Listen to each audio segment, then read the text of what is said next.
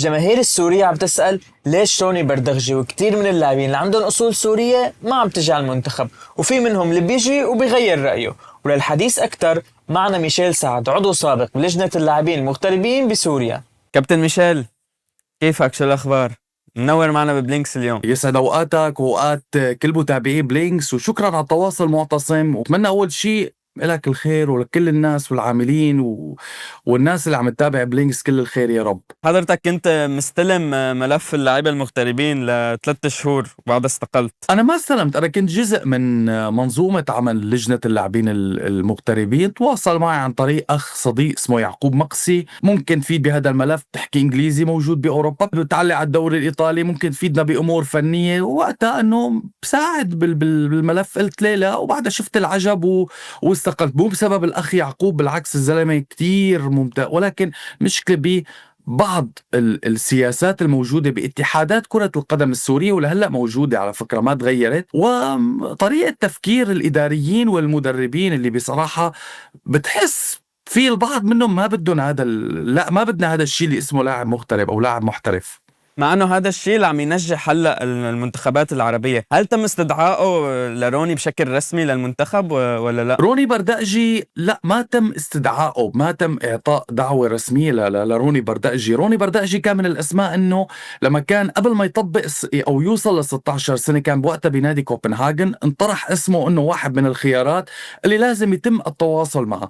للاسف بسوريا ما في شيء اسمه منقدم مشروع للاعب، يعني يا روني او يا مايكل اسحاق او يا محمود داوود ودول كلهم عم نجي عليهم انه نحن بدنا اياك بهذا المركز، هي خطتنا بسوريا نوصل لكأس العالم ل 2030. لا، نحن بيلعبوا على العواطف، وابوك من هون وامك من هون وجدك من هون، وهالكلام اللي بصراحة لاعب ما بيتأثر فيه. اليوم اصحاب القرار ليس الوالد او الوالدة او الجد، هو اللاعب والوكيل. انا تواصلت مع روني بردقجي بتليفون كتير قصير، لاعب بقمة الرقي والاحترام. قلت له أنا وقتها كنت أشتغل مع الاتحاد كرة القدم السوري، حابين بس نفتح معك هذا الموضوع، مو موضوع الاستدعاء، بدك تحكي معه بس تفهم أكيد. منه. الولد ذاك الوقت أو الشاب قرر إنه أحكي مع وكيل أعمالي، كان وكيل أعماله شاب فلسطيني كمان بقمة الرقي والاحترام. أكد إنه هذا الشاب مستقبله كبير. كان وقتها عم يحكي لي على اهتمام من هذاك الوقت ومراقبة من برشلونة بالمناسبة وبايرن ميونخ وأندية أوروبية تانية. قال لي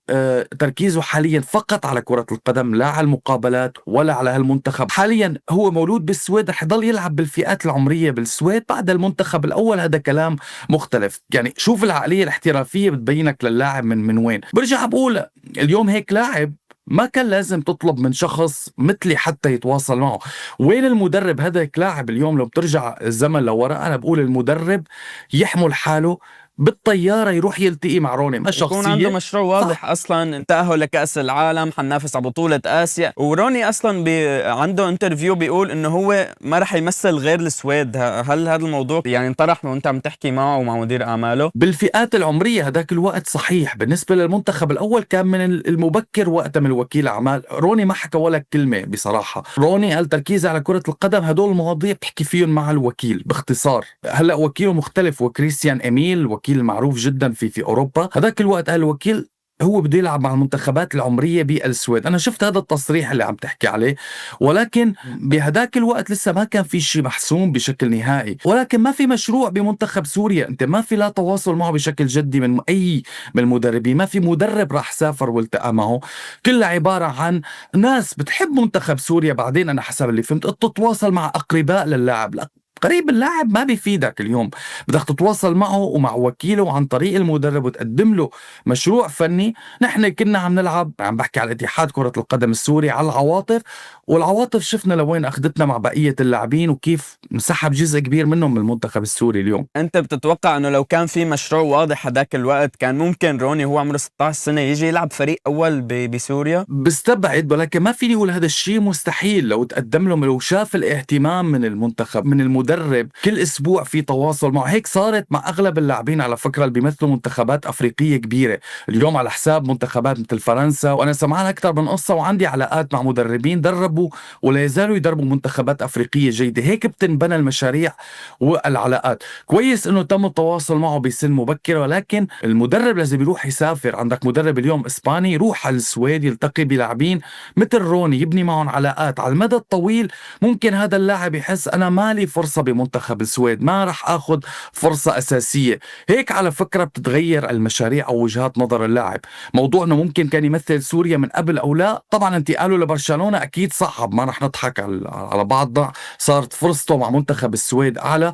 لكن في مشاريع للاعبين ربما ما راحوا لبرشلونه او لهالانديه الكبيره، كان ممكن لو تم التواصل معهم بمشاريع فنيه بتواصل جدي من المدرب، كان ممكن هلا نشوفهم بمنتخب سوريا بدل ما قاعدين ما عم بيمثلوا اي منتخب حاليا. 100%. حتى هذا الشيء صار مع لامين يامال، يعني وليد الركراكي ضل لحتى آخر نفس عم يحاول يجيب لامين يامال، ورغم انه كان عم يلعب بإسبانيا وفئات سنية ولاعب لبرشلونة، بس ضلوا عم يحاولوا لآخر نفس لأنه مشروع واضح. بال 2021 أنا واحدة من الأسباب اللي استقلت فيها 14 لاعب مغترب في أوروبا تم تقديمهم للمنتخب السوري الأولمبي، الحصول على موافقاتهم والحصول على موافقات أنديتهم. شوف الحرب على اللاعبين المغتربين هذاك الوقت.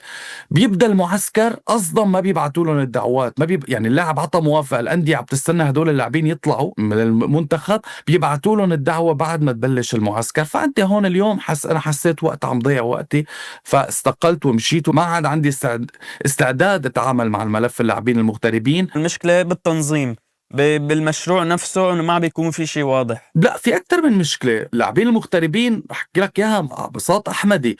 في مدربين بسوريا او اشخاص بسوريا ما بدهم لاعبين المغتربين. بقول لك ليه؟ بقول لك هذا اللاعب المغترب اللي بيجينا صغير بيجينا مفزلك مثل ما بيقولوا بالعامي، بيجي هو بيحكي انجليزي ومتعود هون على ما بعرف باوروبا بيدربوه بهالطريقه وعنده هالاساليب وعنده مدرب. نحن ما عندنا هدول الشغلات، فبقول لك انا هذا بده يجي يتفزلك علي ما بدي اياه. بيطفشوا وفي مليون طريقه. هي مشكله كتير كبيره على فكره، وموجوده مو بس بسوريا، بعده بلدان عربيه. المشكله الثانيه هي فعلا نحن ما عندنا استراتيجيه. يعني بده يجي يقنع اللاعب، لانه مثل ما صار بالمره الماضيه بتصفيات كاس العالم خسرنا من اليابان 5-0.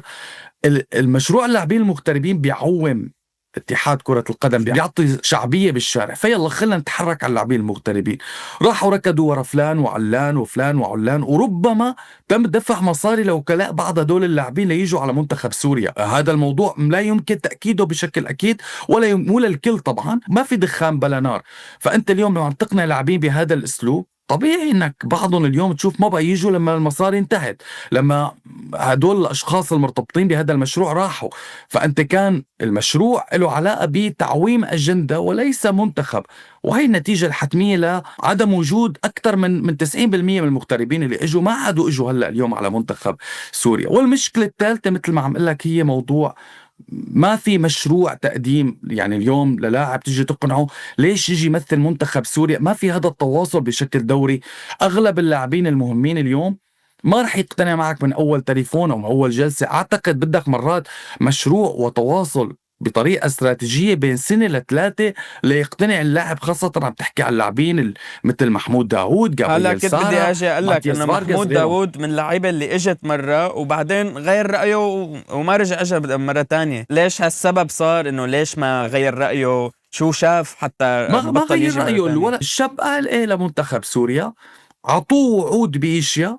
انت تخيل اليوم عم تيجي على منتخب او وعدوك 1 2 3، بتوصل على السعوديه على المعسكر ما في حدا يستقبلك من ابسط شغله، ما في حدا يستقبلك من منتخب. روح دبر راسك، لاعب محترف. هي شغله بسيط، بيوصل على ارضيه الملعب ما في شيء من الوعود اللي وعدوه اياه. برجع بقول لك انه المفاوضات اساسا كانت اداره المنتخب السوري، وانه نحن بدنا نحاول نكسب شعبيا نجيب محمود داوود، مو لانه عندنا مشروع فني لمنتخب سوريا. هدول اللاعبين هي الطريقه بتنفع مع لاعب صغير بده يجي للمنتخب الاولمبي او منتخب الشباب. هدول متعودين على شيء معين بانديته الاوروبيه، مو تفضل على المعسكر وروح دبر راسك بالاوتيل. في وعود انت انوعدت فيها، جيت ما لقيت هذا الشيء. ما بلوم اللاعب بصراحه، البعض حاول يخونه هالكلام هذا. في بعض المصادر عم تقول انه حط شروط هو لحتى يضل بالمنتخب، قعد رتب شروط مع وكيل اعماله انه عنده شروط 1 2 3 لازم تتنفذ ليكون بالمنتخب؟ شو هالشروط اللي ممكن يكون حطها هو لحتى يكون بالمنتخب؟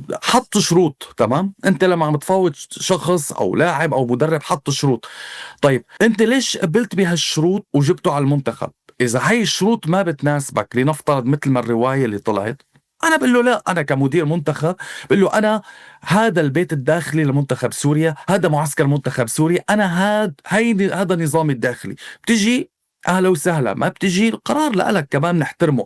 اما بيجي بقول له ايه وبنبطح ولا وكل شيء بيصير مثل ما بدك، وبيجي لهونيك اول شغله ما بيلاقي حدا بيستقبله، وبيجي على المعسكر وبينصدم بامور وواحد اثنين ثلاثه، او الاشياء اللي وعدوا فيها غير موجوده. يعني ما فيك تلوم حالك اليوم هون، انا بلوم طريقه التفاوض الغلط. وانت ليش قلت له ايه من الاساس وانبطحت؟ هذا بالسوري بقول لك يا انبطاح بهالاسلوب لتجي تجيبه للاعب، هذا ما له غير تفسير. انت ما عندك مشروع فني، بدك تحاول تعوم هذا الاتحاد، تعوم اشخاص هذاك الوقت، والنتيجه واضحه اليوم بضياع هدول اللاعبين المغتربين. محمود ما عاد اجا، الثقة انكسرت اليوم، ما عاد في ثقة. شو نوعية الشروط اللي حتكون حطت؟ يعني شغلات بسيطة على فكرة، مثل موضوع السفر، التنقلات على سبيل المثال، اتفاق على موضوع يعني كل الأمور هاي اللي عم ينحكى فيها كل اللاعبين المغتربين أو المحترفين بأغلب منتخبات العالم المحترمين بيطلبوها، حوافز معينة، ربما تسهيلات ببعض الأمور.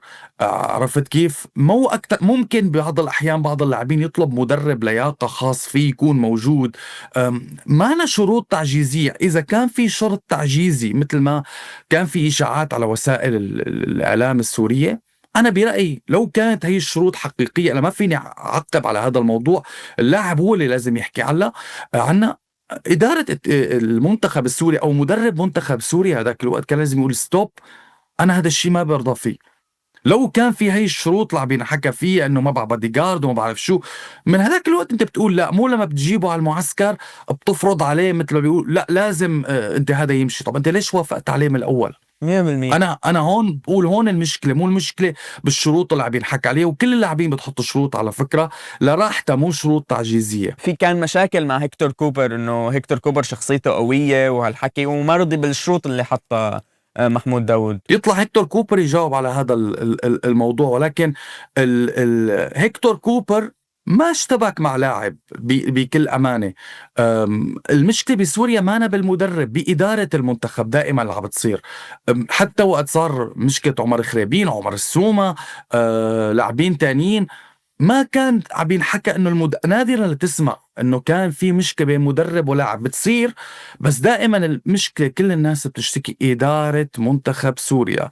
اداره يعني مدير المنتخب، يعني الاشخاص المسؤولين عن الاداره، يعني اتحاد كره القدم. بهذا الموضوع نحن سبحان الله ما عم نقدر نظبط، لانه ما في استراتيجيه، ما في تخطيط، ما في هدف واضح. نحن هدفنا اليوم نوصل لكاس اسيا. طيب بدنا نوصل لكاس العالم، شلون وكيف؟ شو المشروع؟ يعني شو المشروع؟ حتى الدليل على هذا الشيء انه موضوع الياس هدايا، ضلوا 4 سنين لحتى تواصلوا معه، لحتى اقتنعوا بفكرة الياس هدايا. الياس هدايا على فكرة لزمن كتير قريب ما كان بدهم اياه، وكانوا شايفينه بمنتخب سوريا حارس فاشل. تخيل، افضل حارس بكأس العرب كانوا قبل فترة يشوفوه حارس قال بياكل كتير جوال. انا ما بطلع على عدد الاهداف اللي عم ياكلها، بطلع على نسبة تصدياته. شو الزلمة من اعلى نسبة التصديات بالدوري السويدي الدرجة الاولى، بالدوري النرويجي سابقا، راح لويست هام وداربي كاونتي لتجارب اداء.